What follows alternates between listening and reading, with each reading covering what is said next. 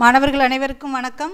வகுப்பு 9 பாடம் தமிழ் இயல் 3 இலக்கணம் பார்க்க போகிறோம். இலக்கணத்தில் வல்லினம் மிகும் இடங்கள். வல்லினம்னா என்னன்னு தெரியும். வல்லின எழுத்துக்களை நம்ம என்ன சொல்லுவோம்? கசட தபர அப்படின்போம். அதை தான் வல்லின எழுத்துக்கள். அந்த வல்லின எழுத்துக்களில் எந்தெந்த எழுத்துக்கள் மிகும் அப்படின்னா கச தப அப்படிங்கிற எழுத்துக்கள் மிகும்.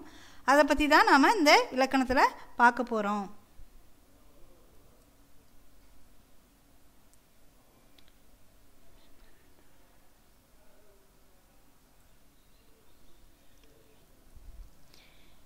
பண்பாடு இயல் 3 கற்கண்டு வல்லினம் மிகும் இடங்கள். இப்போ வல்லினம் மிகும் இடங்கள் அப்படின்னாவே எங்கெல்லாம் வல்லினம் மிகும் அப்படின்னா நம்ம புணர்ச்சி பார்த்துருப்போம். புணர்ச்சி எத்தனை வகைப்படும்? 3 வகைப்படும். அந்த புணர்ச்சியில் எங்கே அப்படின்னா தோன்றல் திரிதல் கெடுதல் அப்படின்னு நம்ம விகார புணர்ச்சியை நம்ம 3 வகையாக சொல்லுவோம். அந்த விகார புணர்ச்சி 3ல் தோன்றல் அப்படின்னு எங்கே வருதோ அந்த தோன்றல் எங்கே வருதோ அந்த இடத்துல தான் நமக்கு என்னது இந்த வல்லினம் மிகுந்து வரும். இப்போ எடுத்துக்காட்டாக கவனிங்க. வாணன் வேலை கொடுத்தான். வாணன் வேலை கொடுத்தான். கீழே பாருங்க, இங்கே வல்லினம் மிகுந்திருக்கு. ஆனால் இங்கே என்ன வரல? வல்லினம் மிகலை. இப்போ வல்லினம் மிகுந்து எழுதுறதுனால என்ன வரும்னா அதனோட சொல்லு வேறுபடும். வாணன் வேலை கொடுத்தான். இப்போ கவனிங்க, மேலே உள்ள வாணன்கிறது என்ன? வேலை கொடுத்தான் அப்படின்னாக்க ஒரு கையில் உள்ள ஒரு வேலை கொடுத்தான். இது செயல். வாணன் வேலை கொடுத்தான், அவனுக்கு ஒரு பணியை கொடுத்தான். புரியுதா? அப்போ இதுலேருந்து ஒரு சொல் வல்லினம் எந்தெந்த இடத்துலலாம் மிகலாம், எந்தெந்த இடத்துலலாம் மிகக்கூடாது, மிகுந்தால் அதனால் என்ன? இப்போ இதில் வல்லினம் மிகுந்தும் வருது, மிகாமலும் வருது. இப்போ மிகுந்து வர்றதுனால பொருள் வேறுபடுது. பாருங்கள், வாணன் வேலை கொடுத்தான். கையில் இருந்த வேலை என்ன பண்ணுறான்? அவன்கிட்ட கொடுக்குறான். ஒரு வேலை கொடுத்துட்டான். வேலைன்னா இப்போ முருகன் கையில் வச்சுருப்பாரு, அதுபோல் ஒரு வேலை கையில் கொடுத்தான்.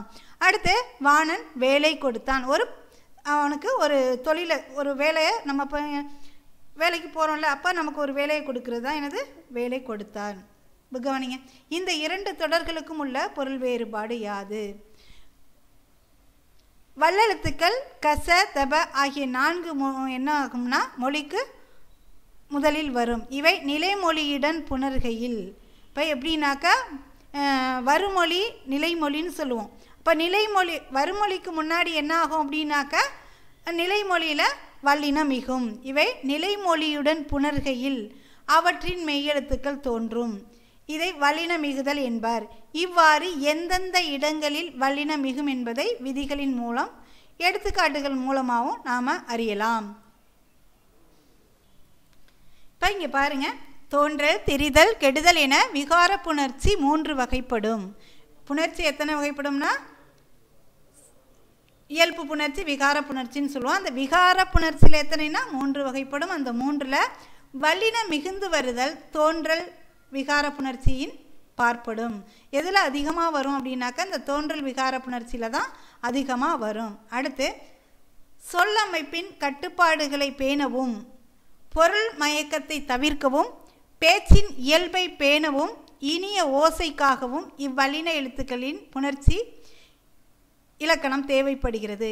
இந்த புணர்ச்சி இலக்கணம் எதுக்காக அப்படின்னாக்கா சொல்லமைப்பின் கட்டுப்பாடுகளை பேணவும் பொருள் மயக்கத்தை தவிர்க்கவும் பேச்சின் இயல்பை பேணவும் இனிய ஓசைக்காகவும் இவ்வல்லின எழுத்துக்களின் புணர்ச்சி இலக்கணம் தேவைப்படுகிறது.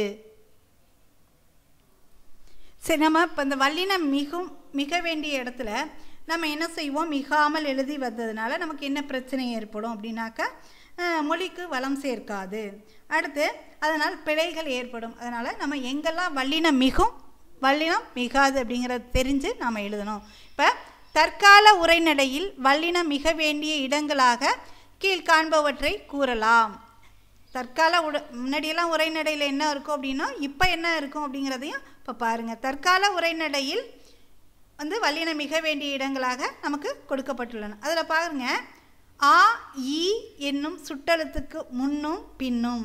நல்லா கவனிங்க, ஆ ஈ. இப்போ சுட்டெழுத்துக்கள் என்னென்ன சொல்லுவோம்? ஆ ஈ ஊ அப்படின்னு சொல்லுவோம். ஆனால் ஊ இப்போ என்ன வழக்கத்தில் இல்லை அப்படின்னு உங்களுக்கு சொல்லியிருக்கிறேன். இப்போ எதுலனா ஆ ஈ அப்படிங்கிற சுட்டெழுத்துக்கு பின்னும். அடுத்து அந்த இந்த என்னும் சுட்டுப்பெயர்கள் உங்களுக்கு நடத்தியிருக்கேன். அந்த இந்த என்னும் சுட்டுப்பெயர்களின் பின்னும். அடுத்து ஏ என்னும் வினாவெழுத்தின் பின்னும். எந்த என்னும் வினா சொல்லின் பின்னும் வல்லினம் மிகும். இப்போ வல்லினம் எங்கெல்லாம் மிகும் அப்படின்னாக்க சுட்டெழுத்துக்கள் என்ன சொல்லியிருக்கேன்? ஆ இ உ. ஊ வந்து நம்மளோட இப்போ வழக்கத்தில் இல்லை. அப்போ முன்னாடி எப்படி இருந்துச்சுன்னா உப்பக்கம் அப்படின்னா உப்பக்கம்னா முதுகு பக்கம்னு சொல்லுவோம். ஆனால் அது வந்து தற்கால உரைநடையில் கிடையாது. அப்போ தற்கால உரைநடையில் உள்ள சுட்டெழுத்துக்கள் என்ன அப்படின்னா ஆ இ. அடுத்து சுட்டுப்பெயர்கள் என்ன அப்படின்னா அந்த இந்த. இப்போ வினா எழுத்துக்கள் உங்களுக்கு சொல்லியிருக்கேன். ஆ இ ஏ ஓ அப்படின்னு சொல்லியிருக்கேன். அந்த வினா எழுத்துக்கள்லையும் எந்த எழுத்துக்குன்னா ஏ அப்படிங்கிற எழுத்துக்கும் வினா எழுத்தின் பின்னும். அடுத்து எந்த என்னும் வினாச்சொல். இது என்னென்னா வினாச்சொல். வினா எழுத்துனா என்னன்னு சொல்லியிருக்கேன். வினாச்சொற்கள்லாம் உங்களுக்கு நடத்தியிருக்கேன். அதில் பாருங்கள், அதில் ஏங்கிறது என்ன? வினா எழுத்து. எந்த அப்படிங்கிறது வினாச்சொல். இங்கெல்லாம் இதற்கு பின்னாடியும் வல்லினம் மிகும். நல்லா கவனிங்க சுட்டெழுத்துக்கள். இப்போ பாருங்கள், அச்சட்டைங்கிறது ஆ அப்படிங்கிற சுட்டெழுத்து. அடுத்து இக்கோயில். இங்கே உங்களுக்கு எடுத்துக்காட்டு கொடுக்கல, கவனிங்க. ஈக்கு என்ன எடுத்துக்காட்டு அப்படின்னா இக்கோயில் அப்படிங்கிறப்ப அங்கே என்ன ஆகும் அப்படின்னா வல்லினம் மிகும். அடுத்து அந்த இந்த அப்படிங்கிறப்ப இந்த காலம், அந்த பையன். இப்போ எத்திசை அப்படிங்கிறப்ப ஏ அப்படிங்கிற இடத்துல வரும். ஏங்கிறது என்னது? வினா எழுத்து. எத்திசையில் வந்து ஏங்கிறது என்னது? வினா எழுத்து. அடுத்து எந்த பணம். அப்படி எந்தங்கிறது என்னன்னு சொல்லியிருக்கேன்? சுட்டுப்பெயர்கள் அப்படின்னு சொல்லியிருக்கேன். அது எந்தங்கிறது வினாச்சொல். அப்போ எந்தங்கிறது எதில் வருது அப்படின்னா வினாச்சொல். அப்போ அங்கே என்ன வருது? வல்லினம் மிகும். இப்போ வல்லினம் மிகும் இடங்களில் என்னென்ன சொல்லியிருக்கேன் அப்படிங்கிற ஆ இ அப்படிங்கிற சுட்டெழுத்துக்கு பின்னும், அந்த இந்த என்னும் சுட்டுப்பெயர்களின் பின்னும், ஏ என்னும் வினாவெழுத்துக்கு பின்னாடியும், அடுத்து எந்த என்னும் வினாச்சொல்லுக்கு பின்னும் வல்லினம் மிகும். அடுத்து ஐ என்னும் இரண்டாம் வேற்றுமை உருபு வெளிப்படும் தொடர்களில் வல்லினம் மிகும். உங்களுக்கு வேற்றுமை உறுப்புகள் நடத்தியிருக்கிறேன். முதல் வேற்றுமை, இரண்டாம் வேற்றுமை அப்படின்னு வேற்றுமை உறுப்புகள்லாம் நடத்தியிருக்கேன். முதல் வேற்றுமைக்கு என்ன கிடையாது? உருபு கிடையாதுன்னு சொல்லியிருக்கேன். இரண்டாம் வேற்றுமைக்கு என்னன்னு சொல்லியிருக்கேன்? ஐயாளுக்கு இன்னது கண் அப்படின்னு உங்களுக்கு 2லேருந்து 7 வரைக்கும் சொல்லியிருக்கேன். 8வது வேற்றுமை என்ன சொல்லியிருக்கேன்? விழி வேற்றுமைன்னு சொல்லியிருக்கேனா? இப்போ இந்த 8 வேற்றுமையிலையும் உள்ள உருபுகளில் என்னென்னா எதில் வரும் அப்படின்னாக்க இரண்டாம் வேற்றுமை உருபு என்ன? ஐ. அப்போ அந்த ஐ என்னும் இரண்டாம் வேற்றுமை உருபு வெளிப்படும் தொடர்களில் வல்லினம் மிகும். புரியுதாமா? கவனிச்சுக்குங்க. உங்களுக்கு வேற்றுமை உருபுகள் நடத்தியிருக்கேன். வேற்றுமை எத்தனை அப்படின்னா 8. அதில் 8ல் வந்து முதல் வேற்றுமைக்கு உருபு கிடையாது. லாஸ்ட்டு உள்ள 8ஆம் வேற்றுமைக்கும் உருபு கிடையாதுன்னு சொல்லியிருக்கேன். அப்போ இரண்டாம் வேற்றுமைக்கு உருபு என்ன? ஐ. 3க்கு ஆள், 4க்கு இப்படி சொல்லியிருக்கேன். வரிசையாக தொடர்ச்சியாக சொல்லியிருக்கேன். ஐயாளுக்கு இன்னது கண் அப்படின்னு சொல்லி உங்களுக்கு வரிசையாக எழுதி போட்டிருக்கேன். அதில் ஐ என்னும் இரண்டாம் வேற்றுமை உருவு வெளிப்படும் தொடர்களில் வல்லினம் மிகும்.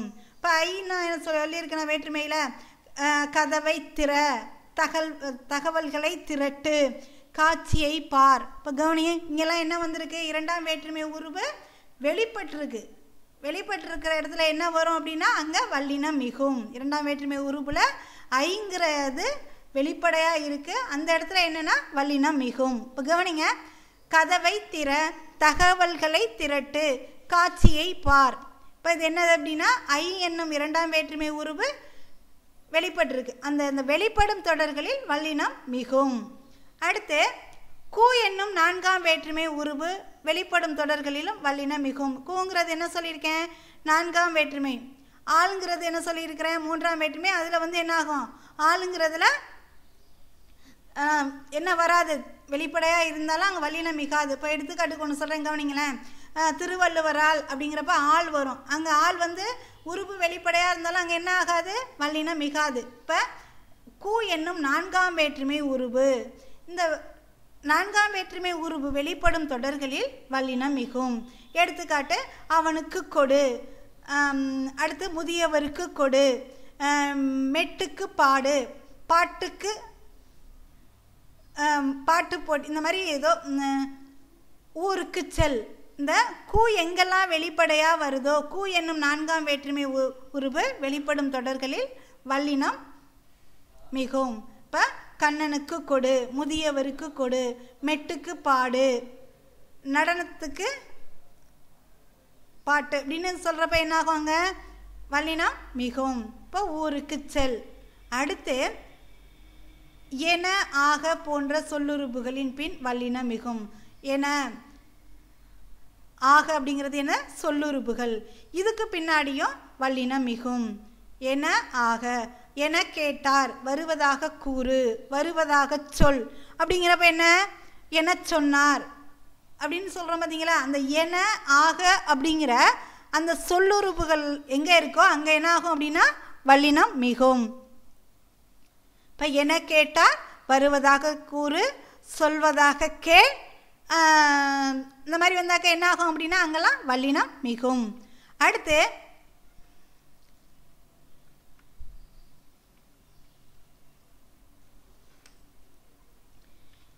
மேற்கண்டவாறு வல்லின மிகும் இடங்களை இனங்கண்டு பயன்படுத்த தொடங்கினாலே தவறுகளை நாம் தவிர்த்து விடலாம். மரபையும் பட்டறிவையும் தாண்டி சொற்களை ஒழித்து பார்ப்பதும் வல்லின மிகும் மிகா இடங்களை அறிவதற்கும் எளிய வழி. நான் எதுக்காக அந்த வல்லினம் மிகும் இடத்துல நம்ம அறியணும் அப்படின்னா தவறுகளை ஏற்படாமல் நம்ம தவிர்க்கலாம். நாமே இப்போ நம்ம எழுதும்போது சொற்பிழை ஏற்படும்.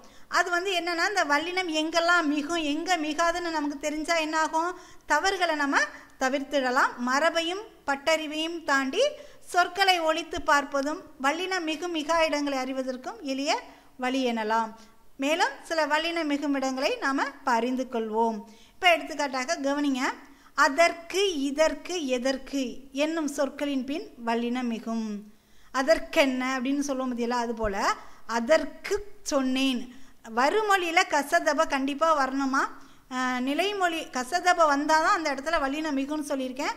அதில் எந்தெந்த சொற்களில் மிகும்னு சொல்லியிருக்கேன். இப்போ வருமொழி அதற்கு கொடு, அதற்கு சொன்னேன், அதற்காக பாடு அப்படின்னு நம்ம அதற்குங்கிறது அந்த மாதிரி வர்ற சொற்களில் என்னாகும் அப்படின்னாக்க வல்லினம் மிகும். கவனிங்க. அதற்கு சொன்னேன், இதற்கு கொடு, எதற்கு கேட்கிறாய், இந்த மாதிரி சொற்களுக்கும் பின்னாடி வல்லினம் மிகும். சரி, இனி காண்போம் அப்படின்னு இருக்குது. இப்போ இனி காண்போம் அப்படிங்கிறோம். இனி ஆடு அப்படின்னா அங்கே வருமா? நல்லா யோசனை பண்ணி பாருங்கம்மா. இனி காண்போம், இனி ஆடு அப்படிங்கிறோம். இனி ஆடுனாக்கா இங்கே வல்லினம் மிகுமா? அப்போ நிலைமொழி வருமொழியை கவனிக்கணும். வருமொழியில் கசதப வந்தால் தான் அதற்கு முன்னாடி என்ன ஆகும், வல்லினம் மிகும். இதை எல்லாரும் தெரிஞ்சுக்கணும். அடுத்து இனி காண்போம் தனி சிறப்பு. இனி காண்போம் தனி சிறப்பு. இப்போ இனி தனி ஆகிய சொற்களின் பின் வல்லினம் மிகும். அடுத்து நெக்ஸ்ட் கவனிங்க. மிக பெரியவர், இங்கே மிக என்னும் சொல்லின் பின் வல்லினம் மிகும். இப்போ இதில் இன்னொரு எடுத்துக்காட்டு சொல்கிறேன் கவனிங்க. மிக நல்லது, அப்போ அங்கே வல்லினம் மிகுமா? மிகாது. அப்போ எப்படி வரும்? கசதப அப்படிங்கிறது வரிமொழியில் உள்ள சொற்களில் வந்தால் தான் வல்லினம் மிகும். அது எந்தெந்த இடத்துல வரும்னு சொல்லியிருக்கேன். இப்போ மிக என்னும் சொல்லின் பின் வல்லினம் மிகும். அடுத்து 8, 10 என்னும் எண்ணு பெயர்களின் பின் வல்லினம் மிகும். இப்போ 8 அப்படின்னாக்கா 8 தொகை, 10 பாட்டு அப்படின்னு சொல்கிறோம் பார்த்தீங்களா. இப்போ 8, 10 என்னும் பெயர்களின் பின் வல்லினம் மிகும். 8 திசை, இப்போ சொல்லுவோம் பார்த்தீங்களா, 8 திசை, 8 திக்கும் அப்படின்னு சொல்கிறப்ப அந்த 8 அப்படிங்கிற எண்ணு பெயர்களின் பின் வல்லினம் மிகும். அடுத்து 10 பாட்டு கவனிங்க. அடுத்து நெக்ஸ்ட்டு 10 பாட்டு. அடுத்து ஓரெழுத்து ஒரு மொழிச்சொல் அப்படின்னு சொல்லியிருக்கேன், உங்களுக்கு நடத்தியிருக்கேன். அந்த ஓரெழுத்து ஒரு மொழிச்சொல்லுக்கு பின்னாடியும் வல்லினம் மிகும். இப்போ எடுத்துக்காட்டு தீ. தீங்கிறது என்ன? ஓரெழுத்து ஒரு மொழிச்சொற்களில் வர்ற சொல். அதில் தீங்கிறது தீ பிடித்தது. அடுத்து பூங்கிறது என்ன? ஓரெழுத்து ஒரு மொழிச்சொல். அப்போ பூப்பந்தல். இந்த ஓரெழுத்து ஒரு மொழிக்கு பின்னாடியும் வல்லினம் மிகும். அடுத்து ஈறு கெட்ட எதிர்மறை பெயரச்சத்தின் பின்னும் என்னாகும் அப்படின்னாக்கா வல்லினம் மிகும். இப்போ ஓடா குதிரை, கூவா குயில், இதெல்லாம் என்னது? ஈறு கெட்ட எதிர்மறை பெயரச்சம். ஈறு கெட்டு இருக்கு. ஈருன்னா என்ன? இங்கே கவனிங்க. ஓடா, ஓடியதுன்னு இருக்கணும். அங்கே என்ன இருக்குது? ஓடா அல்லது ஓடு அல்ல ஓடலை ஏதோ ஒன்று இருக்கும். அங்கே என்ன இருக்குது? ஈறு கெட்டு போயிருக்கு. ஈற்றெழுத்து கெட்டு போயிருக்கிறதுனால அது என்னது? வா, ஓடா, கூவா அப்படின்னு இருக்கா. இப்போ அது என்னது? ஈறு கெட்ட எதிர்மறை பெயரச்சம். இந்த ஈறு கெட்ட எதிர்மறை பெயரச்சத்தின் பின் வல்லினம் மிகும். இதுக்குமே எடுத்துக்காட்டு சொல்கிறேன் பாருங்கம்மா. குயில் குதிரைன்னு இருக்குது. இங்கே என்ன இருக்குது? வருமொழியில் என்ன இருக்குது? கசதபங்கிற கூங்கிற எழுத்து வந்திருக்கு. அப்போ ஈறுகெட்ட எதிர்மறை பெயரெச்சத்தில் வராத சொற்களும் இருக்குது. ஈறுகெட்ட எதிர்மறை பெயரெச்சம் எடுத்துக்காட்டாக அழியா வனப்பு. இப்போ வனப்புங்கிறப்பது வாவுக்கு சொல்லு மிகுமா? மிகாதுப்பா. நல்லா கவனிச்சுக்க, எந்த எழுத்துக்கு மிகும் அப்படின்னு பார்த்துக்கிட்ட நீங்கள் எழுதணும். இப்போ கூவா குயில், கூவா குயில், ஓடா குதிரை. அழியா வனப்பு, ஒளியா வனப்பு, சிந்தாமணி அப்படிங்கிறப்பெல்லாம் என்ன ஆகுங்கலாம்? வல்லினம் மிகாது. வல்லினம் மிகணும்னா என்ன ஆகணும் அப்படின்னாக்கா வருமொழியில் என்ன சொல்ல வந்துருக்கணும்னு அதுவும் சொல்லியிருக்கிறேன். அந்த விதியையும் நீ என்ன செய்யணும்? தெரிஞ்சுக்கணும். இப்போ கூவா குயில், ஓடா குதிரை. அப்படி ஈறுகட்ட எதிர்மறை பெயரச்சத்தின் பின் வல்லினம் மிகும். அடுத்து நெக்ஸ்ட் கவனிங்க. வன்தொடர் குற்றியல் உகரம் உங்களுக்கு நடத்தியிருக்கேன். குற்றியல் உகரங்கள் நடத்தியிருக்கேன். குற்றியல் உகரத்தில் வந்து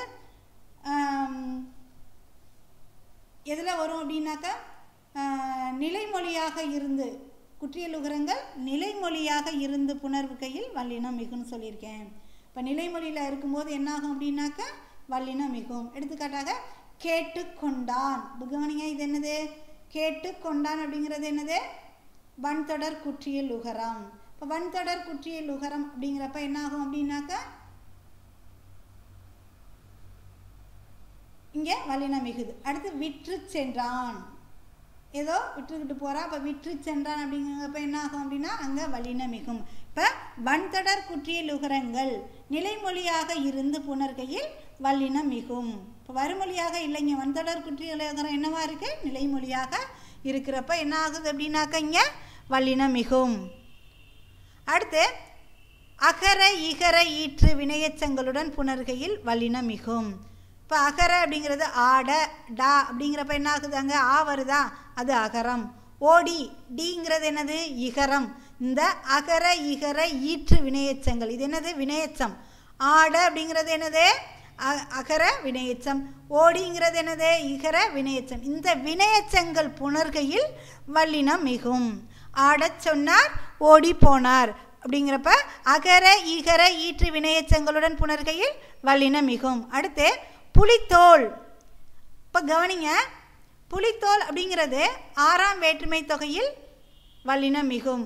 ஆறாம் வேற்றுமை என்ன சொல்லியிருக்கேன்? புலியினது தோல். அப்போ புலித்தோல் அதுன்னு வரும் பார்த்தீங்களா? உருவு இங்கே வந்து வெளிப்படையாக சொல்லலை. புலித்தோல் ஆறாம் வேற்றுமை தொகை தான் இருக்குது. உங்களுக்கு இங்கே நல்லா கவனிங்க, விரி கொடுக்கல. வேற்றுமை ஆறாம் வேற்றுமை தொகை புலித்தோல். அப்போ வேற்றுமை விரியில் எழுதும்போது நீ உருவா எழுதும்போது எப்படி வரும் அப்படின்னாக்கா புலியினது தோல் அப்படின்னு எழுதுவேன். அப்போ அதுனா என்ன? அதுனா ஆறாம் வேற்றுமை. இப்போ புரியுதான்னு பாருங்க. ஆறாம் வேற்றுமை தொகையில் வல்லினம் மிகும். ஆறாம் வேற்றுமை புலித்தோல் அப்படிங்கிறது என்ன இருக்குங்க? என்ன மறைஞ்சு வந்து நிற்கே? புலியினது தோல் அப்படிங்கிறப்ப அது ஆறாம் வேற்றுமை. அப்போ தொக்கி நிற்பதுன்னு நான் சொல்லியிருக்கேன், தொகையில் வேற்றுமை தொகையில் வரும் அப்படின்னு சொல்லியிருக்கேன். கவனிங்க, புலித்தோல் ஆறாம் வேற்றுமை தொகையில் வல்லினம் மிகும். அடுத்து திசை பெயர்களின் பின் வல்லினம் மிகும். திசை பெயர்கள்லாம் என்ன சொல்லுவோம்? கிழக்கு பகுதி, வடக்கு பகுதி அப்படின்னு சொல்லுவோம். அப்போ சொல்கிறப்ப அங்கே என்ன ஆகும் அப்படின்னா தெற்கு பகுதி, மேற்கு பகுதி அப்படிங்கிறப்ப மேற்கு பக்கம் அப்படிங்கிற இந்த திசை பெயர்களின் பின்னாடி என்ன ஆகும் அப்படின்னா வல்லினம் மிகும். திசை பெயர்கள் 4 தாமா. அடுத்து சேர்த்து வரும் வட திசை தென் திசை அப்படிங்கிறப்ப வராது. வடக்கு பக்கம் கிழக்கு பகுதி அப்படிங்கிற திசை பெயர்கள் வரும்போது என்ன ஆகும் அப்படின்னா வல்லினம் மிகும். அடுத்து இரு பெயரட்டு பண்புத்தொகை. அது என்ன மிஸ் இரு பெயரட்டு பண்புத்தொகை அப்படின்னு சொல்கிறீங்க? இங்கே கவனிங்க, மல்லிகைங்கிறதும் பெயர் சொல், பூங்கிறது என்னது? பெயர் சொல். அப்போ 2 பெயர் வரும்போது அது என்னது? இரு பெயரட்டு பண்புத்தொகை. அப்படி இரு பெயரட்டு பண்புத்தொகையில் வல்லினம் மிகும். எடுத்துக்காட்டாக மல்லிகை பூ, சித்திரை திங்கள். இப்போ சித்திரைங்கிறது மாதம், அது எதில் வரும்? பெயர் சொல்ல வரும். திங்கள்ங்கிறதோ மாதம். சித்திரைங்கிறது ஒரு மாதம், திங்கள்ங்கிறது மாதங்களை குறிக்கிறது. அப்போ இது எதில் வருது அப்படின்னாக்கா 2மே பெயர் சொல்லாக வர்றதுனால இது என்னது? இரு பெயரட்டு பண்புத்தொகை. அந்த 2 பெயர்களும் இணையும் போது அங்கே என்ன வரும் அப்படின்னா அந்த பண்புத்தொகையில் வல்லினம் மிகும். அடுத்து உவமை தொகையில் வல்லினம் மிகும். தாமரை பாதம். அடுத்து என்ன சொல்லுவோம்? மலர்கொடி. இந்த மாதிரி உவமை தொகை வரும்போது என்னாகும் அப்படின்னாக்கா வல்லினம் மிகும். அடுத்து உரிச்சொற்கள் சொல்லியிருக்கேன். சால, நனி, தவ இது மாதிரி வரும் பார்த்தீங்களா? குட, குல இந்த மாதிரி வந்தாக்க நனி, இந்த மாதிரி சொற்கள் வரும்போது அந்த உரிச்சொற்களின் பின்னாடி என்ன ஆகும் அப்படின்னா வல்லினம் மிகும். உரிச்சொற்கள் சொல்லியிருக்கமா, நல்லா கவனிங்க. சால, தவ, நனி அந்த மாதிரி வருது பார்த்தீங்களா. தட, குல, தவ அப்படின்னு வந்தாவே அது என்னது உரிச்சொற்கள். இந்த உரிச்சொற்கள் பின்னாடியும் வல்லினம் மிகும். இப்போ சால அப்படின்னா சால பேசினார், எப்படி மிகுந்து நல்லா பேசினாங்க அப்படின்னு சொல்லுவோம்ல. தவச்சிறிது அப்படின்னு இந்த மாதிரி வர்ற சொற்கள் எல்லாம் என்ன ஆகும் அப்படின்னா வல்லினம் மிகும். அப்போ உரிச்சொற்களின் பின் வல்லினம் மிகும். அடுத்து தனி குற்றெழுத்தை அடுத்து வரும் ஆகார எழுத்தின் பின் வல்லினம் மிகும். அடுத்து என்ன அப்படின்னா தனி குற்றெழுத்தை அடுத்து வரும் ஆகார எழுத்தின் பின் வல்லினம் மிகும். இப்போ தனி குற்றெழுத்து என்ன, இங்கே கவனிங்க. இங்கே என்ன வருது, நீ, லா. அப்போ ஆ வருதா. இந்த ஆகார அப்படிங்கிற எழுத்துக்கு பின்னாடியே என்ன ஆகும் அப்படின்னா வல்லினம் மிகும். எடுத்துக்காட்டாக நிலா சோறு, கனா கண்டேன். அப்போ எங்கே என்ன வருது, இங்கே வல்லினம் மிகுது. இதுக்கு முன்னாடி என்ன சொல் வந்திருக்கு, தனிச்சொல் எது அப்படின்னாக்கா, இங்கே தனி குற்றெழுத்து எது அப்படின்னாக்கா நீ. இங்கே என்னது கா. இந்த தனி குற்றெழுத்துக்கு அடுத்து என்ன வருது, ஆகார எழுத்து வருது. இந்த ஆகார எழுத்து என்ன, இங்கே லா அப்படிங்கிறப்ப அது ஆகார எழுத்து, இங்கே நாங்கிறப்ப ஆகார எழுத்து. இப்போ தனி குற்றெழுத்தை அடுத்து வரும் ஆகார எழுத்தின் பின் வல்லினம் மிகும்.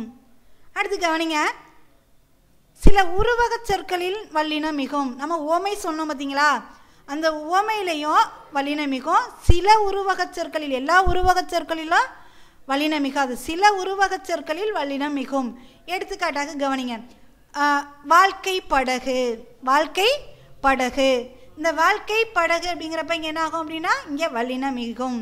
அடுத்து உலக பந்து, அங்கே என்ன ஆகுது வல்லினம் மிகுது. அப்போ உருவக சொற்களில் சில சொற்களில் தான் என்ன ஆகும் அப்படின்னா வல்லினம் மிகும்.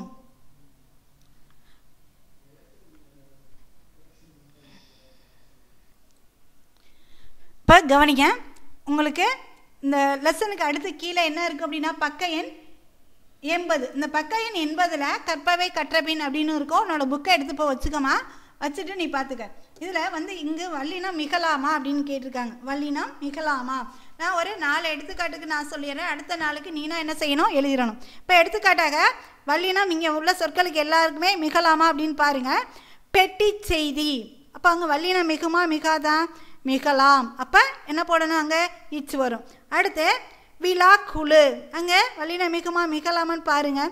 அடுத்து கிளி பேச்சு, இப்போ வல்லினம் மிகுகிற இடத்துக்கெல்லாம் ஒரு 4 எடுத்துக்காட்டு சொல்லியிருக்கேன். அடுத்து தமிழ் தேன். இப்போ இங்கே வல்லினம் மிகலாமான்னு கேட்டிருக்காங்க. நீ என்ன செய்யணும், வல்லினம் மிகலாம்னு சொல்லி அதுக்கு என்னென்ன சொற்கள் வல்லினம் மிகும்னு எடுத்து எழுதணும். அடுத்து தொடர் தரும் சொற்களை பொருளை கூறுக. இப்போ எடுத்துக்காட்டு கவனி, சின்ன கொடி அப்படிங்கிற இடத்துல வல்லினம் மிகுந்திருக்கு. அடுத்து சின்ன கொடி, அதுலேயும் என்னது வல்லினம் மிகலை. இப்போ மிகுந்திருந்தால் என்ன, மிகாமல் இருந்தால் என்ன பொருள் அப்படின்னு நீ சொல்லணும். இப்போ கவனிங்க, சின்ன கொடி அப்படின்னா என்ன சொல்கிறோம், சின்னத்தை உடைய கொடி அப்படின்னு சொல்கிறோம். இப்போ சின்ன கொடி, நீங்கள் என்னது கருப்பு சிவப்பு வண்ணக்கொடி அப்படின்னு சொல்கிறோம் பார்த்தீங்களா, அந்த மாதிரி அந்த சின்னம், சின்னத்தோட கொடி சின்ன கொடி அப்படிங்கிறப்ப அங்கே என்ன ஆகும் அப்படின்னா வல்லினம் மிகும். அடுத்து சின்ன கொடி அப்படின்னாக்கா சிறிய கொடி, சிறிய நம்ம சொல்கிறப்ப அங்கே என்ன கூடாது, வல்லினம் மிகக்கூடாது. அடுத்து தோப்புக்கல், தோப்பு கல் அப்படின்னா தோப்பில் இருக்கிற கல், தோப்புலேருந்து எடுக்கப்பட்ட கல். கல்லுன்னா என்ன சொல்லுவோம் பார்த்தீங்களா, ஒரு பானம் சொல்லுவோம் பார்த்தீங்களா, அந்த தோப்புக்கல், தோப்பிலிருந்து கிடைக்கும் கல். இதில் வந்து தோப்புகள் அப்படின்னா இந்த தென்னந்தோப்பு நம்ம நிறைய மரம் இருக்கும், அதை என்ன சொல்லுவோம் தோப்புகள் அப்படின்னு சொல்லுவோம். அங்கே இக்கு வல்லினம் மிகுந்தால் என்ன பொருள், மிகலைன்னா என்ன பொருள்னு சொல்லியிருக்கேன். தோப்புக்கள் அப்படிங்கிறதுக்கு தோப்பிலிருந்து கிடைக்கும் ஒரு வகையான பானம் கல். அடுத்து கடைப்பிடி, அங்கே வல்லினம் மிகுந்திருந்தால் என்ன சொல்கிறோம், கொள்கையை கடைப்பிடி அப்படின்னு சொல்லுவோம். அடுத்து கடைப்பிடி அப்படின்னா கடைசியாக உள்ளதை போய் பிடி அப்படிங்கிறதா கடைப்பிடி, இறுதி பிடி அப்படின்னு சொல்லணும் பார்த்தீங்களா. அப்போ கடைசியாக உள்ளதை பிடிக்கிறது. இப்போ வல்லினம் மிகுறதுக்கும் சொல்லியிருக்கேன், மிகாததுக்கும் சொல்லியிருக்கேன். அடுத்து சிந்தனை வினா, நம்ம இப்போ நடத்தினோம் பார்த்தீங்களா, எந்த இடத்துல எல்லாம் வல்லினம் மிகும் மிகாது, இது எதுக்காக உருவாக்கப்பட்டது அப்படின்னா நாளிதழ்கள் சிலவற்றில் வல்லினம் மிக வேண்டிய இடத்தில் மிகாமல் எழுதி வருவதை நாம் அப்போ நிறையா இதில் பார்ப்போம், மிஸ்டேக் இருக்கும். இந்த மாதிரி எழுதுறதுனால நமக்கு மொழிக்கு வளம் சேர்க்குமா.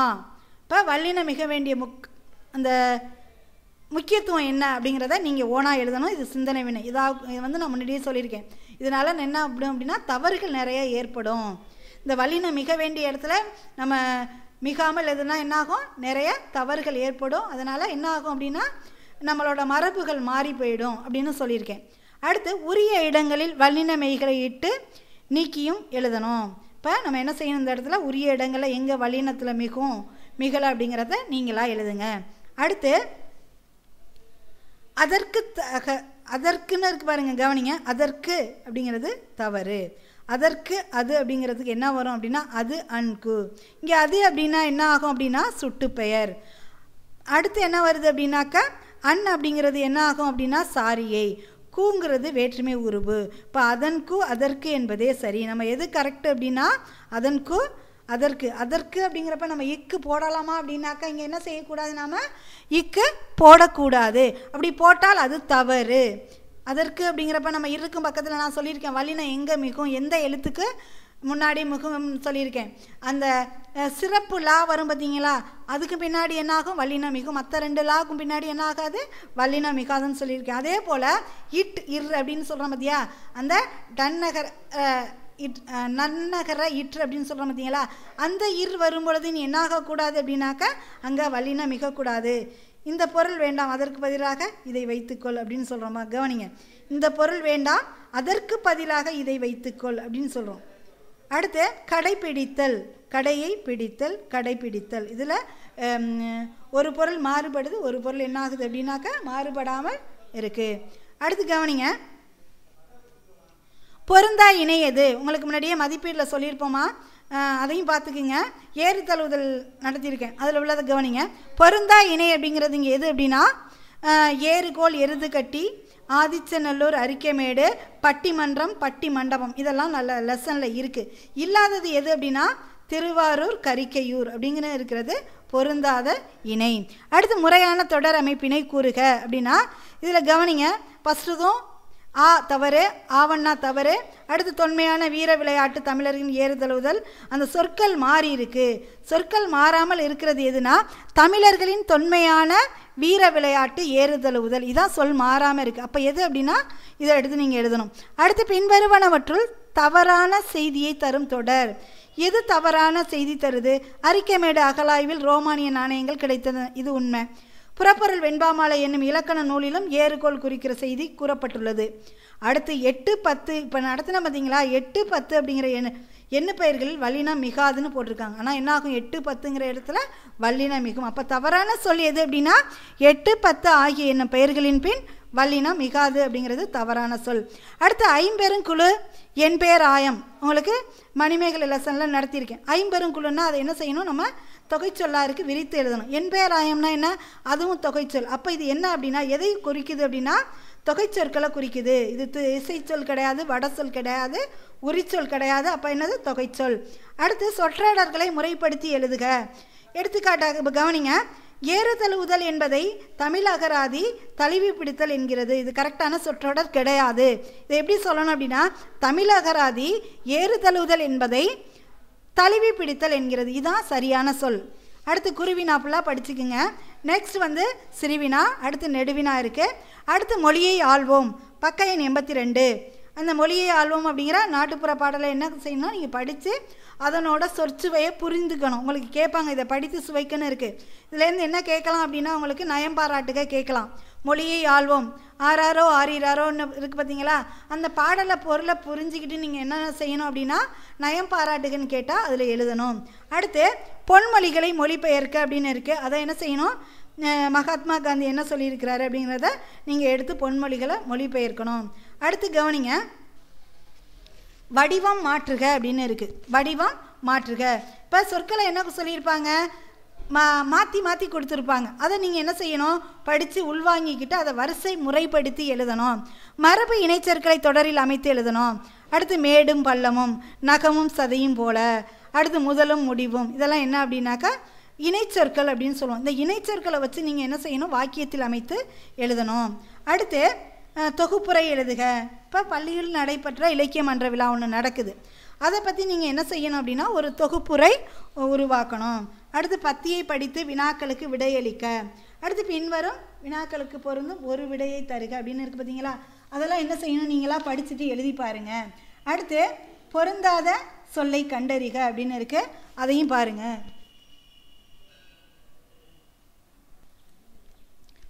அடுத்து நெக்ஸ்ட் கவனிங்க. பக்க எண் 83. பின்வரும் 4 வினாக்களுக்கு பொருந்தும் ஒரு விடையை எழுதுகன்னு இருக்குது. அடுத்து அதை எழுதணும். அடுத்து அந்த பத்தியை படித்து தான் எழுத சொல்லியிருக்காங்க. அதில் ஃபஸ்ட்டுக்கு என்ன வரும் அப்படின்னா காங்கயம், செகண்ட் இலங்கை, ஆந்திரா, கர்நாடகா, கேரளாங்கிறது என்ன வரும், நம்ம நாட்டோட இந்தியாவோட பகுதி. இலங்கைங்கிறது அதை தாண்டி வரதில்ல, அதை எடுத்து எழுதணும். இது பொருந்தாத சொல். அடுத்து பிரித்தெழுதுக. இதில் பிரித்தெழுதுக எது அப்படின்னா கண்டு கூட்டல் எடுக்க கூட்டல் பட்டுள்ளன அப்படின்னு இருக்குது. இப்போ எது கரெக்டு, கண்டு எடுக்க இப்போ வராதுமா, இதில் கொஞ்சம் தான் இருக்குது. கண்டு கூட்டல் எடுக்க கூட்டல் பட்டுள்ளன, இது வந்து சரியானது ஆவண்ணா. அதில் இப்போ மட்டும் நீங்கள் என்ன செய்யணும் அப்படின்னாக்க எடுத்துருங்க, கண்டு எடுக்கப்பட்டுள்ளன. அடுத்து தென்னிந்தியாவின் அடையாள சின்னமாக காங்கேய மாடுகள் போற்றப்படுகின்றன. இது வந்து எவ்வகை தொடர், சாதாரணமாக செய்தி தொடர். வினாத்தொடர் கிடையாது, கட்டளையும் கிடையாது, உணர்ச்சி தொடர். இது என்ன தொடர் அப்படின்னா செய்தி தொடர். அடுத்து கவனிங்க, பொருள் எழுதி தொடர் அமைக்கணும். அலை அப்படின்னாக்க எதை சொல்லுவோம், கடல் அலை, கடல் ஓரமாக வீசுகிற அந்த அலை. இன்றைக்கி கடலில் ரொம்ப வேகமாக அலை அடிச்சிச்சுன்னு சொல்லுவோமா, அலை வரவலை, அவனை அழைச்சிக்கிட்டு வா அப்படிங்கிறது அழைத்து கொண்டு வருதல். இப்போ கரைனா ஆற்றின் ஓரம் கரை, அடுத்து கரைனா அழுக்கு. இது மாதிரி நீ என்ன செய்யணும் அப்படின்னா பொருள் எழுதணும். அடுத்து அகராதியில் காண்க. அடுத்து அகராதியில் காண்க அப்படின்னு இருக்குது. இப்போ அகராதியில் காண்க அப்படின்னாக்க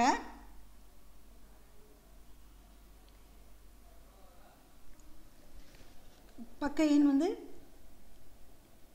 இயலை அப்படின்னு இருக்குது. அப்படின்னா என்னென்னா துவரை, அடுத்து இதெல்லாம் அகராதியில் பாத்தியெல்லாம் இருக்கும். அடுத்து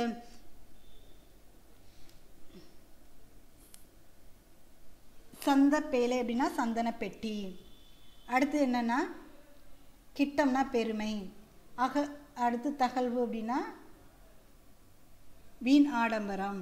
அடுத்து பௌரி அப்படின்னா பன்வகை.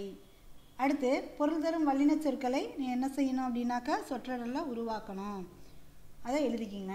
அடுத்து என்ன கொடுத்துருக்குறாங்க அப்படின்னாக்கா வைக்காதீர்கள் விடை. இதில் கொஸ்டின் கேட்டிருப்பாங்க, அடுத்தது நீ எடுத்து எழுதணும். ஒரு சொல்லு வைக்காதீர்கள். அருந்த கம்பியின் மீது காலை வைக்காதீர்கள், வைக்காதீர்கள் காலை வைக்காதீர்கள். அருந்த மின்கம்பியின் மீது காலை வைக்காதீர்கள். காப்பு கம்பிகள் அருந்த பின்கம்பிகள் ஆகியவற்றின் மீது காலை வை. இது மாதிரி சொற்களை நீங்கள் என்னென்னா தொடர்ச்சியாக எழுதணும். அடுத்து குறுக்கெழுத்து புதிர்னு இருக்குது. இதில் கவனிங்க, ஒவ்வொன்றுக்கும் அந்த நீ நடத்தின பாடத்திலேருந்து வருமா. விழாவரை காதை குறிப்பிடும் விழா என்ன, இந்திர விழா. சரி என்பதற்கான எதிர்ச்சல் என்ன, தவறு. பொங்கல் விழாவையொட்டி நடத்தப்படும் சிறுவர்களுக்கான போட்டிகளில் 3 ஏதாவது அதை நீங்கள் அதை குறுக்கெழுத்து போட்டியில் எழுதணும்.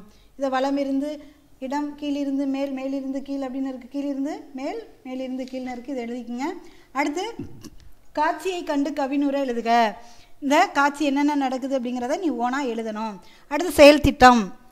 தமிழ்நாட்டில் அகலாய்வு மேற்கொள்ளப்பட்ட இடங்கள் குறித்த செய்திகளை நாளிதழ்களிலிருந்து புத்தகங்களிலிருந்து திரட்டி எழுதணும். இது ஒரு படத்தொகுப்பு. நீ ஸ்கூல் டைமாக இருந்தால் முடிஞ்சால் செஞ்சு வச்சுக்கலாம். ஸ்கூல் எப்போயாவது வந்தால் என்கிட்ட காமிச்சிக்கலாம். அடுத்து இது ஒரு நோட்டு போட்டே நம்ம 8th செய்வோம் பார்த்தீங்களா, அது மாதிரி செஞ்சு வச்சுக்கலாம், வர்றப்ப காமிச்சிக்கலாம். அடுத்து நிற்க அதற்கு தக அப்படின்னு இருக்குது, அதையும் பார்த்துக்குங்க. அடுத்து அறிவை விரிவு செய். லாஸ்ட் பகுதி பாருங்க. இப்போ உங்களுக்கு இது வரைக்கும் 3வது இயலில் இலக்கணம் பார்த்துருக்கோம், புக் பேக் கொஸ்டினும் பார்த்துட்டோம். இப்போ நீங்கள் என்ன செய்யணும்னா அன்னன்னைக்கு நடத்துகிற பாடத்தை படிங்க. அடுத்து நம்ம இயல் 3 இந்த 3லேயே வந்து என்ன பார்க்க போகிறோம்னா அடுத்த வீடியோவில் திருக்குறள் பார்க்க போகிறோம். புரியுதா? அப்போ நம்ம இது வரைக்கும் என்ன பார்த்துருக்கோம் அப்படின்னாக்கா வல்லின எழுத்துக்கள் எங்கெல்லாம் மிகும் அப்படின்னு பார்த்துருக்குறோம். வல்லின மிகும் இடங்களை பற்றி பார்த்துருக்குறோம். அடுத்து என்ன பார்த்தோம்னா புக் பேக் கொஸ்டின் ஃபுல்லாக பார்த்துருக்கோம். இதெல்லாம் பார்த்துக்க. இதில் ஏதாவது சந்தேகங்கள் இருந்தால் கேளு. அன்னைக்கு நடத்த ஒவ்வொரு இயல் முடிக்க நீ என்ன பண்ணிக்கிற, லெசன்லாம் நல்லா படிச்சுக்க.